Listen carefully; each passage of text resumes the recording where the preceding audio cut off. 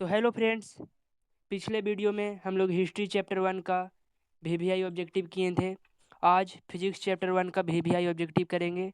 अगर आप लोग पिछले वीडियो का वीडियो नहीं देखे हैं तो उसे जाकर ज़रूर देख लें। और अगर ये वीडियो अच्छा लगे तो लाइक शेयर सब्सक्राइब ज़रूर करें और 10th क्लास के बच्चों के पास ज़रूर भेजें, जिससे वो अच्छे नंबर ला सके। तो क्वेश्चन नंबर 1 के पास चलते हैं। क्वेश्चन नंबर 1 कहता है, प्रकाश की किरण गमन करती है। प्रकाश की किरण गमन करती है सीधी रेखा में या सरल रेखा में, आप लोग जानते हैं। इसका आंसर सरल भी हो जाएगा। और क्वेश्चन नंबर 2 के पास चलते हैं।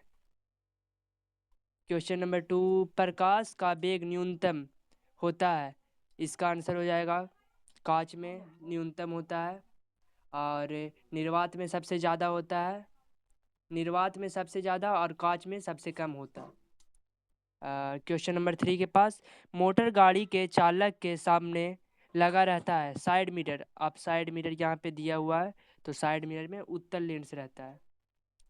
सॉरी उत्तल दर्पण, इसका उत्तल दर्पण होगा। क्वेश्चन नंबर 3 के पास चलते हैं, 4 के पास चलते हैं।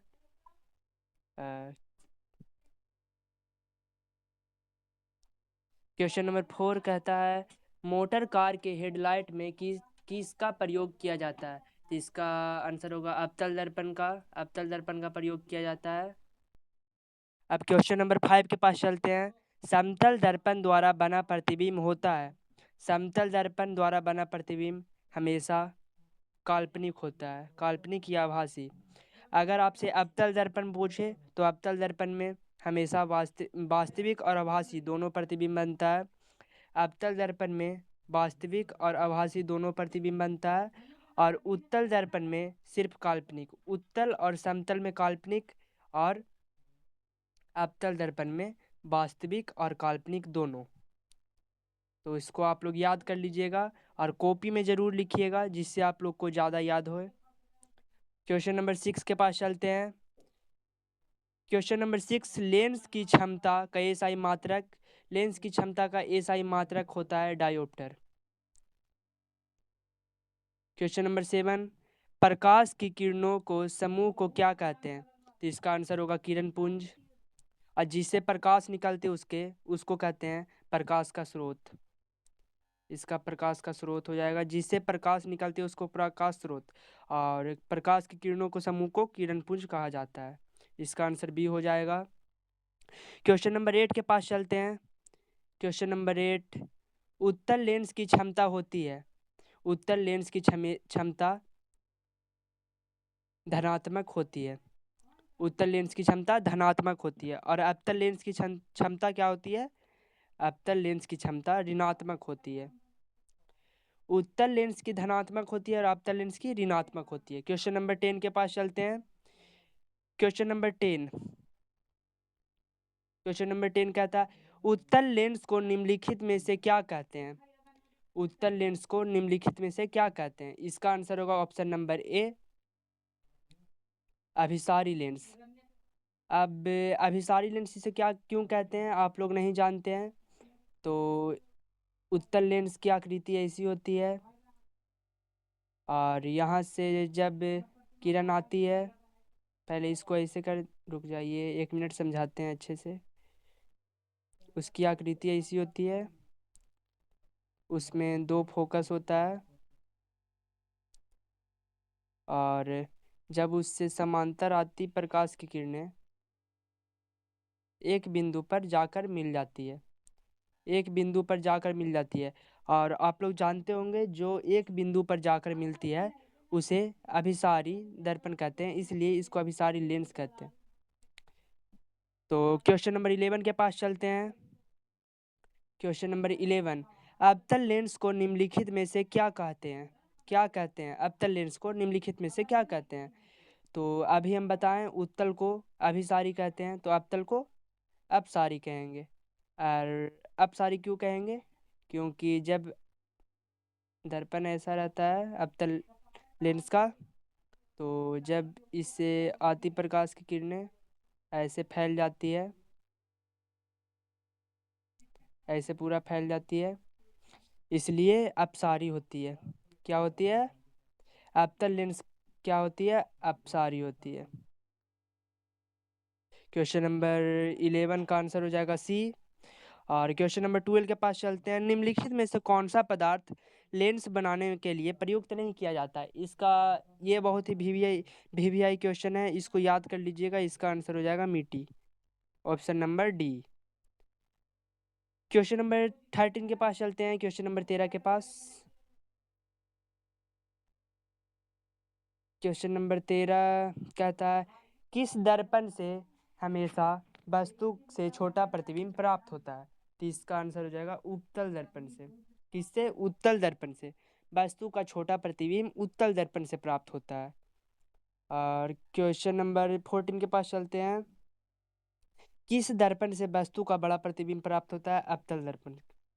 इसको याद करने का आसान ट्रिक है। उत्तल लिखने में हमें 3 अक्षर का प्रयोग होता है और अवतल लिखने में 4 अक्षर का प्रयोग होता है। तो उत्तल 3 अक्षर का होता है, इसलिए ये छोटा है, अवतल से छोटा है। और अवतल 4 अक्षर का होता है, इसलिए उत्तल से बड़ा है, इसलिए ये बड़ा है। इसको याद करना बहुत ही आसान है, याद कर लीजिएगा। क्वेश्चन नंबर 15 के पास चलते हैं। प्रकाश के परावर्तन के कितने नियम है? प्रकाश के परावर्तन के 2 नियम है। ये बहुत ही आसान क्वेश्चन और वीवीआई क्वेश्चन है। प्रकाश के परावर्तन के कितने नियम है? 2 नियम है। और अपवर्तन भी पूछे, प्रकाश के अपवर्तन के कितने नियम है? वो भी 2 नियम है। दोनों का 2 ही होगा, अपवर्तन या परावर्तन दोनों 2 ही होंगे। क्वेश्चन नंबर 16 पर चलते हैं। जब प्रकाश की किरणें हवा से कांच में प्रवेश करती है तो वह मुड़ जाती है। तो इसका आंसर होगा अभिलंब के निकट, ऑप्शन नंबर बी। क्योंकि हवा जो है विरल है और कांच जो है सघन है। हवा विरल है और कांच सघन है।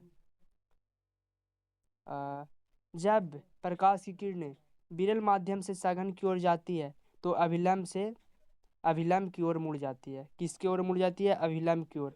इसलिए इसका आंसर हो जाएगा बी, अभिलंब के निकट या अभिलंब के ओर। क्वेश्चन नंबर 17 के पास चलते हैं। क्वेश्चन नंबर 17 बोलता है फोटोग्राफी कामना का अभिदृश्यक होता है। इसका आंसर होगा उत्तल लेंस। फोटोग्राफी में उत्तल लेंस का उपयोग होता है और हमारे आँख में भी उत्तल लेंस का ही उपयोग होता है। हमारे आँख और फोटोग्राफी दोनों में उत्तल लेंस का उपयोग होता है। क्वेश्चन नंबर 18 के पास चलते हैं। क्वेश्चन नंबर 18 कहता है एक अवतल दर्पण की फोकस दूरी 10 सेंटीमीटर है तो उसकी वक्रता त्रिज्या कितनी होगी? इसका आंसर हो जाएगा 20। क्वेश्चन नंबर 18 का आंसर होगा ऑप्शन नंबर बी, क्योंकि इसका सूत्र होता है एफ बराबर R/2। एफ हमारे पास कितना है? 10 और R/2। तो इसको 2 से गुना करेंगे तो कितना आ जाएगा? हमारा आंसर आ जाएगा 20। अब चलते हैं क्वेश्चन नंबर 19 के पास। क्वेश्चन नंबर 19 कहता है निर्गत किरण एवं अभिलंब के बीच बने कोण को निर्गत कोण कहते हैं। कौन सा कोण कहते हैं? निर्गत कोण कहते हैं। क्वेश्चन नंबर 20 के पास चलते हैं। क्वेश्चन नंबर 20 कहता है सरल सूक्ष्मदर्शी में किसका प्रयोग होता है? सरल सूक्ष्मदर्शी में उत्तल लेंस का प्रयोग होता है। सॉरी, उत्तल दर्पण नहीं, उत्तल लेंस का प्रयोग होता है। क्वेश्चन नंबर 21 के पास चलते हैं। क्वेश्चन नंबर 21, किस लेंस के द्वारा सिर्फ काल्पनिक प्रतिबिंब बनता है? किस लेंस के द्वारा? इसमें लेंस पूछा है, दर्पण नहीं। आप लोग जल्दी जल्दी में बोर्ड में मार देते होंगे दर्पण, इसलिए लेंस यहाँ पूछा है, इसलिए यहाँ क्या हो जाएगा? अवतल लेंस। अवतल लेंस, काल्पनिक प्रतिबिंब अवतल लेंस में बनता है। क्वेश्चन नंबर 22 में चलते हैं। क्वेश्चन नंबर 22 परावर्तन के नियम से निर्धारित होता है। परावर्तन के नियम से निर्धारित होता है, क्या होता है? आपतन कोण बराबर परावर्तन कोण। अब क्वेश्चन नंबर 23 के पास चलते हैं। क्वेश्चन नंबर 23, काल्पनिक प्रतिबिंब हमेशा कैसा होता है? काल्पनिक प्रतिबिंब हमेशा कैसा होता है? सीधा होता है। काल्पनिक प्रतिबिंब सीधा होता है, और अगर वास्तविक पूछ दे तो वास्तविक हमेशा उल्टा होता है। क्वेश्चन नंबर 24 के पास चलते हैं। लेंस के मुख्य फोकस की संख्या कितनी होती है? आप लोग को अभी पीछे बताएं, लेंस की फोकस संख्या 2 होती है, और अगर फोकस और वक्रता भी पूछ दे तो 2 होगी, वो भी 2 और फोकस भी 2। क्वेश्चन नंबर 25 के पास चलते हैं। क्वेश्चन नंबर 25 कहता है सर्च लाइट का परावर्तक सतह होता है। सर्च लाइट का परावर्तक सतह अवतल दर्पण का बना होता है। सर्च लाइट का परावर्तक सतह अवतल दर्पण का बना होता है। दाढ़ी बनाने में भी अवतल दर्पण का ही प्रयोग होता है। ये बहुत ही आसान आसान क्वेश्चन है और वीवीआई क्वेश्चन भी है, इसे याद कर लीजिएगा, बोर्ड के परीक्षा में आते रहता है। क्वेश्चन नंबर 27 के पास चलते हैं। क्वेश्चन नंबर 27 बोल रहा है एक उत्तल लेंस की क्षमता 1 डायोप्टर है तो उस लेंस की फोकस दूरी होगी +100 सेंटीमीटर। क्वेश्चन नंबर 27 का आंसर हो जाएगा option number C. Question number 28 के पास चलते हैं। क्वेश्चन नंबर 28 कहता है किसी गोलीय दर्पण तथा किसी पतले गोलीय लेंस दोनों की फोकस दूरियां -15 सेंटीमीटर है। दर्पण तथा लेंस संभवतः हैं, तो अवतल लेंस भी अवतल दर्पण भी ऋणात्मक होती है और अवतल लेंस भी ऋणात्मक होती है, दोनों ऋणात्मक होती है, इसलिए दोनों अवतल होंगे। दोनों क्या होंगे? अवतल होंगे। क्वेश्चन नंबर 29 के पास चलते हैं। क्वेश्चन नंबर 29 कहता है प्रकाश के अपवर्तन के कितने नियम होते हैं? अभी हम बताएं, थोड़े से पीछे बताए थे प्रकाश के अपवर्तन और परावर्तन। प्रकाश के अपवर्तन और परावर्तन दोनों के 2 ही नियम होते हैं। कितने नियम होते हैं? 2 ही नियम होते हैं। क्वेश्चन नंबर 30 के पास चलते हैं। किसी माध्यम के अपवर्तनांक का मान होता है, किसी माध्यम के अपवर्तनांक का मान होता है साइन आई बटा साइन आर। ऐसे भी लिखा है तो कोई दिक्कत नहीं है, और ऐसे भी इसे लिख देगा तो कोई दिक्कत नहीं है, साइन आई बटा साइन आर। तो क्वेश्चन नंबर 31 के पास चलते हैं। क्वेश्चन नंबर 31 कहता है एक उत्तल लेंस होता है। एक उत्तल लेंस कैसा होता है? किनारे की अपेक्षा बीच में मोटा होता है। कैसा होता है? किनारे की अपेक्षा बीच में मोटा होता है। ऑप्शन नंबर सी हो जाएगा इसका आंसर, क्योंकि आप जानते हैं उत्तल लेंस ऐसा होता है। उत्तल लेंस ऐसा होता है, तो ये इसका किनारा हो गया और ये बीच में ऐसा हो गया मोटा, इसलिए इसे किनारे की अपेक्षा बीच में मोटा होता है। क्वेश्चन नंबर 32 के पास चलते हैं। क्वेश्चन नंबर 32 अवतल लेंस का आवर्धन बराबर होता है V/U। इसका आंसर हो जाएगा डी। डी हो जाएगा इसका आंसर। अवतल लेंस का आवर्धन का मान होता है V/U। क्या होता है? V/U। और यहीं अगर दर्पण पूछ दे, दर्पण हो जाएगा -V/U। क्या होगा? -V/U।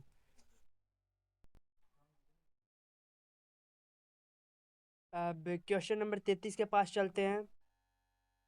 क्वेश्चन नंबर 33 बोलता है गोलीय दर्पण में फोकसांतर एवं वक्रता त्रिज्या के बीच संबंध है। इसका आंसर हो जाएगा F/R/2। तो इसको हम गुना करेंगे तो 2F/R। क्या हो जाएगा? 2F/R। तो ये हो जाएगा इसका आंसर 2F/R। ऑप्शन नंबर ए हो जाएगा इसका आंसर। क्वेश्चन नंबर 34 के पास चलते हैं। सोलर कुकर में प्रयोग, इसका हो जाएगा आंसर अवतल दर्पण। सोलर कुकर में क्या प्रयोग किया जाता है? अवतल दर्पण का प्रयोग किया जाता है। क्वेश्चन नंबर 35 के पास चलते हैं।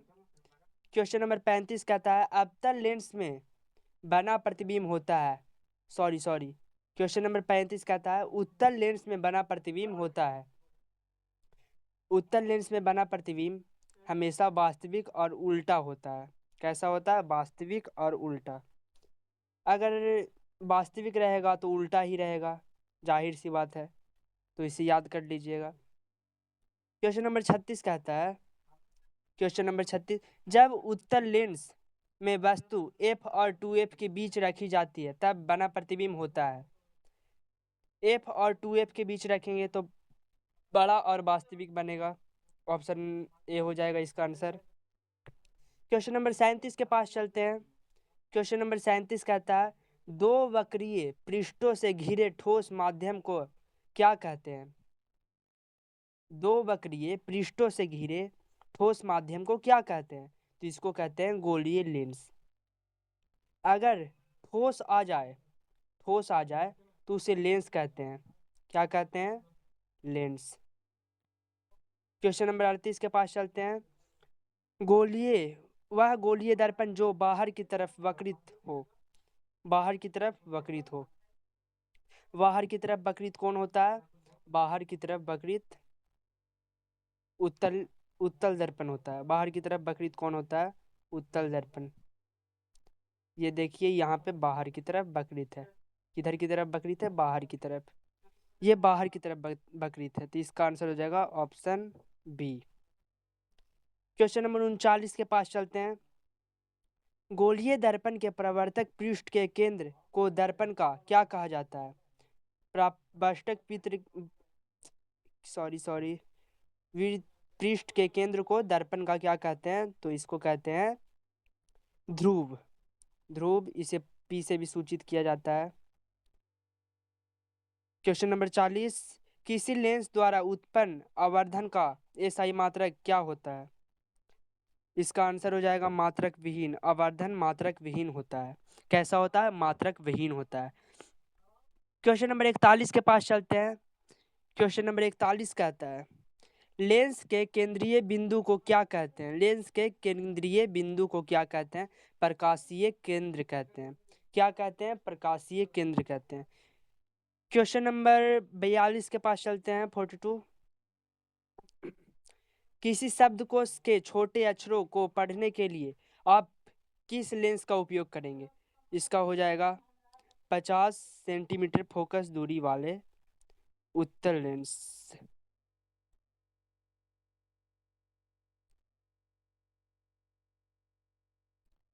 किसी शब्दकोश के छोटे अक्षरों को पढ़ने के लिए किस लेंस का उपयोग करेंगे? तो इसका आंसर, मुझे इस पर डॉट लग रहा है, थोड़ा इस पर डॉट लग रहा है, ये लग रहा है मुझे, लेकिन आप इसे जाकर देख लीजिएगा, कहीं पे सर्च मार लीजिएगा। मुझे इस पर थोड़ा सा डॉट लग रहा है। क्वेश्चन नंबर 42 को अभी छोड़ देंगे, अगले अगले वीडियो में हम इसे बता देंगे आपको। ओके, तो क्वेश्चन नंबर 43 के पास चलते हैं। इसे छोड़ दीजिएगा, इसे छोड़ दीजिएगा अभी। क्वेश्चन नंबर 43 के पास चलते हैं। क्वेश्चन नंबर 43, इनमें से कौन सा दर्पण सूत्र है? इनमें से कौन सा दर्पण सूत्र है? तो 1/v प्लस 1/u बराबर 1/f। तो इसका आंसर हो जाएगा ऑप्शन नंबर ए। क्या हो जाएगा? ऑप्शन नंबर ए। क्वेश्चन नंबर 44 के पास चलते हैं, 44 के पास। गोलीय दर्पण का वक्रता केंद्र को किस अक्षर से निरूपित किया जाता है? वक्रता केंद्र सी। वक्रता केंद्र को सी से, किससे? वक्रता केंद्र को सी से। पी से ध्रुव को किया जाता है। एफ से फोकस को किया जाता है। और ओ तो कुछ है नहीं, लेकिन केंद्र मान ले इसे। नहीं नहीं, ओ कुछ नहीं है, ओ को छोड़ दें। क्वेश्चन नंबर 45 के पास चलते हैं। निर्वात में प्रकाश की चाल कितनी होती है? निर्वात में प्रकाश की चाल ये होती है option number A, 3 lakh metre, 3 lakh kilometre पर सेकंड होती है। इसको 3 × 10⁵ किलोमीटर पर सेकंड भी लिखे तो कोई दिक्कत नहीं है। ये भी हो जाएगा इसका आंसर। अब क्वेश्चन नंबर 46 के पास चलते हैं। दंत विशेषज्ञ मरीजों के दांतों का बड़ा प्रतिबिंब देखने के लिए किस दर्पण का उपयोग करते हैं? इसका आंसर हो जाएगा अवतल दर्पण का उपयोग करते हैं। किस दर्पण का उपयोग करते हैं? अवतल दर्पण का उपयोग करते हैं। अब क्वेश्चन नंबर 47 के पास चलते हैं। क्वेश्चन नंबर 47, पतले लेंस की आवर्धन क्षमता होती है। पतले लेंस की आवर्धन क्षमता कम होती है। क्या होती है? कम होती है। ऑप्शन ए हो जाएगा, कम होती है। क्या होती है? कम। अब पतले में अगर कम होगी तो जाहिर सी बात है मोटे में क्या होगी? अधिक होगी। मोटे में अधिक होगी, मोटे लेंस में अधिक होगी और पतले लेंस में कम होगी। अगर वो इसको भी याद करना आसान है, पतला है तो कम है, पतला है तो कम ताकतवर है, मोटा है तो अधिक ताकतवर है। अब क्वेश्चन नंबर 49 के पास चलते हैं। क्वेश्चन नंबर 49 कहता है,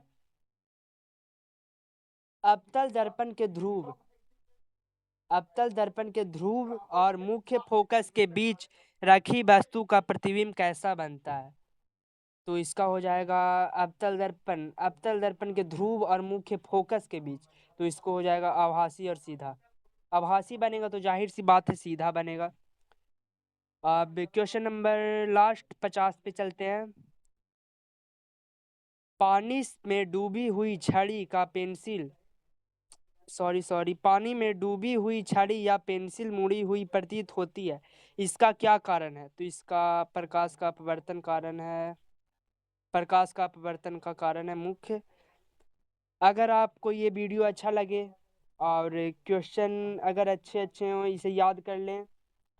अगर आपको वीडियो अच्छा लगे तो शेयर लाइक ज़रूर करें और इस वीडियो को पूरा ज़रूर देखें और सब्सक्राइब ज़रूर करें।